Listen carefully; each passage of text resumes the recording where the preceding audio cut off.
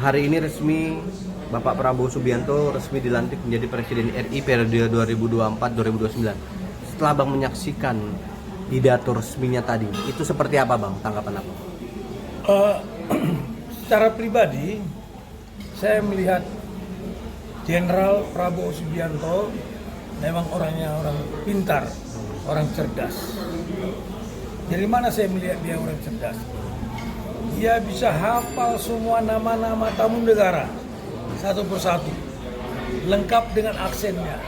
Apakah orang Inggris, apakah orang Prancis? Nah, ini dia luar biasa. Yang kedua, dia punya pidato bagaimana caranya memajukan rakyat Indonesia. Itu yang diharap, yang ditunggu-tunggu rakyat Indonesia yang sebenarnya. Kenapa? Dia bilang tuh apa kita ikut G7 sementara rakyat masih banyak kelaparan. Nah itu. Jadi artinya nggak usah kita bimas biar mati asal setan. Biar gaya kita bilang orang ikut G7 udah makmur. Memang banyak masih miskin. Contoh saya kalau makan di restoran di berbagai daerah, saya lihat para pengemis itu datang sambil bernyanyi. Kasihan saya lihatnya. Ini rakyat hanya dikasih sembako, nggak perlu ada sembako itu. Yang perlu bagaimana lapangan pekerjaan, ya. Dan diharapkan rakyat ini harus KB biar terdeteksi dengan baik jumlah penduduk. Itu mengenai.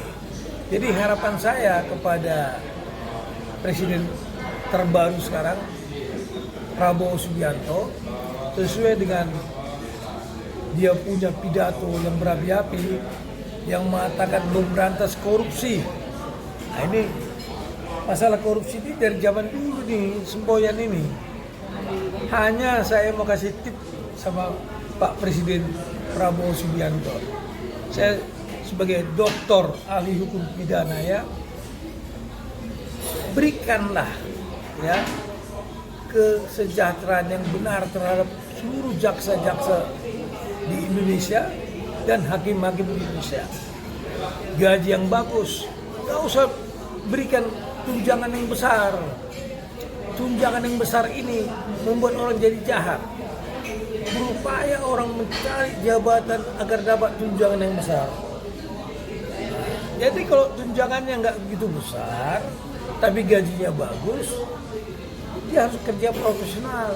Dia akan naik jabatan kalau kerjanya bagus. Dan yang kedua, pensiunnya. Jangan pensiunnya terlalu kecil, memalukan ini. Pak Prabowo kan sudah ke negara-negara maju, termasuk ke Amerika. Kenapa di Amerika orang tidak berpikir korupsi, mencuri, menipu, berbohong? Karena uang pensiunnya besar. Jadi kalau uang pensiunnya besar, sehingga dia selama masa tugas dia tidak mau mencuri. Itu rahasianya Pak Prabowo. Ya, berikan gaji yang benar, kasih rumah yang bagus, ya, bersih, kasih kendaraan yang bagus, ya, sesuai dengan kepangkatan dan jabatannya. Nah, berlakukanlah undang-undang ajas pembuktian terbalik. Jadi Pak Prabowo nggak usah repot-repot bilang ngancam-ngancam para menterinya, jangan ambil uang dari APBN, APBD, nggak perlu. Diberlakukanlah undang-undang ajas pembuktian terbalik. Rakyat bisa ngawasi. Bisa seseorang jadi pejabat, seseorang menjadi anggota dewan, dia hartanya mencurigakan. Rakyat bebas memberikan laporan ke kejaksaan maupun ke KPK. Nah, begitu diperiksa, tidak bisa dia buktikan dari mana hartamu begitu banyak.